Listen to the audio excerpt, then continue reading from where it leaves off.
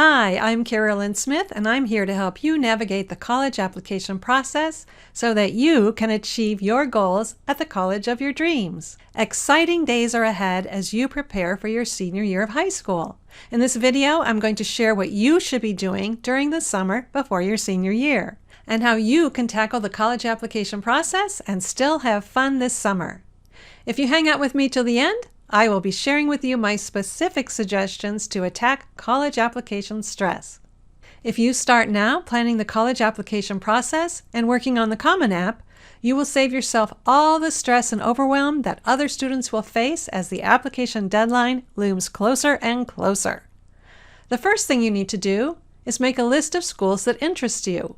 There is no perfect number. You have to remember that most schools have supplemental essays, so before you put too many schools on your list, think about what you can realistically accomplish. I recommend starting out with around 12 schools, and as you complete your research, finalize the list to 8 to 10 schools.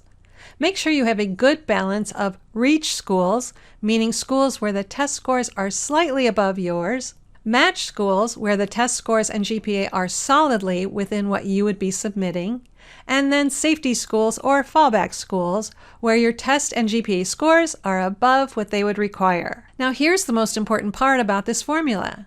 Make sure all the schools on your list are great choices for you.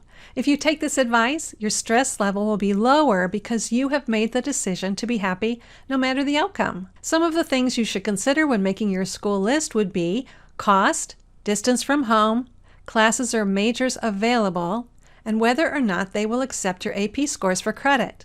Next, you need to decide if you want to apply using early decision, early action, or regular decision. Understanding the pros and cons and specific deadlines of each of these options is important. You can check out my video where I share all the details. I'll put the link below. And finally, I would suggest that you gather all the information and documents you need for your application. This can be a digital file as well as a hard copy file. Gathering everything before you start the application process will make applying go faster. Think of this as a resume. List your employment history, any school awards or honors. Let's say you're fluent in more than one language. Well, you'll want to add that. List leadership positions, specific accomplishments, and internships. Now it's time to plan your calendar. Add the application date for each of the schools on your final list.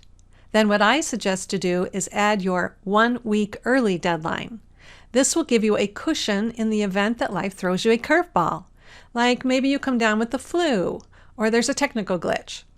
I always advise students to plan in extra time. It helps reduce stress.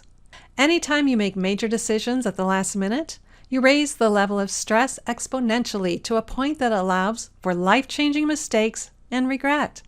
It's just not necessary. The application process is stressful enough without making it worse. The only time this would be different would be with the regular decision deadline at a school that uses rolling application assessment. If the school to which you are applying evaluates applications using a rolling application method, that means they are making decisions as the applications come in. So it is to your benefit to submit your application as soon as they open enrollment. Waiting until the deadline will reduce your chances of acceptance since the available spots will be fewer. If you haven't visited the colleges on your list, schedule time during the school year to do that and put those dates on your calendar. I have a video that will help you get the most out of your college tours. In the video, I share when to go on the tour, what to do before you go, and what to do on campus. I'll put the link below. Schedule and register for your SAT and ACT tests and put those dates on your calendar.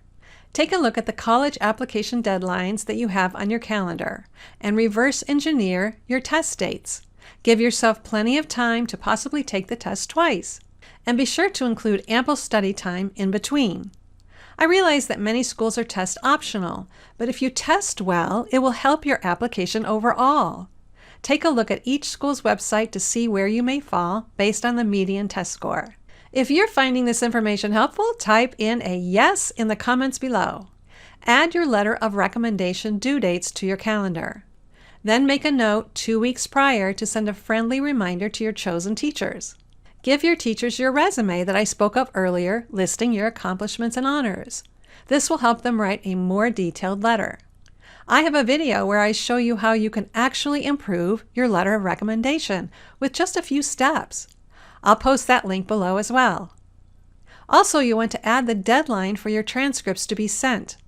High school office workers can become overwhelmed with all that needs to be done during the application process.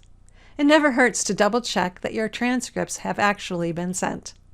Completing the FAFSA is also something you want on your calendar. The FAFSA application usually opens October 1st of your senior year, but be sure to check the website to confirm. The earlier you apply, the more aid is available. Everyone needs to apply. To help make the process easier, I'll post my FAFSA video links below to help you with the process. Once all your dates are on the calendar, you can take a deep breath because you now have a plan to move forward, knowing that you will be able to confidently complete each item. Now it's time to take a look at the Common App. The Common App for 2022-2023 doesn't open until August 1st. However, if you go to the Common App website, you'll find the essay prompts in their blog. Rather than choose a prompt and try to make your essay fit that prompt, I think it's better to read over all the prompts and then put them to the side, and then write a really great essay. Then look at the prompts to see which prompt fits best. There's also a prompt that lets you choose your own topic, so you can use that option also if you'd like. It's best to focus on writing an amazing essay rather than writing an essay to fit a prompt. As you add your list of schools to your Common Application, you will be able to scroll through and see which schools require supplemental essays. Yes, most schools will have at least one additional essay requirement. That's why it's so important to start this process early. The last thing you want to do is try and cram in all these essays at the last minute. Take a look at the supplemental essays from school to school and see which ones are similar so that with a few tweaks, you can utilize the same essay for more than one application. The exception would be if one of the supplemental essays asks, "Why us?" Then it is imperative that the essay you write be unique to that school. Do your research. Mention the professors by name. Talk about the campus and the people you spoke with on your tour. Discuss your major and why that particular school would be a perfect fit for your life goals. By the way, this is why it's important to take notes on your college tours.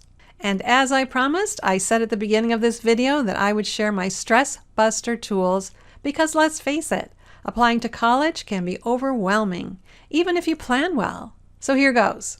Do what I call the Gibbons. We all know these work. Get 8 hours of sleep a night, or exercise, go on a walk for at least 20 minutes, add music or an audiobook to your routine, or how about cut down on processed foods? You'll see a difference, I promise.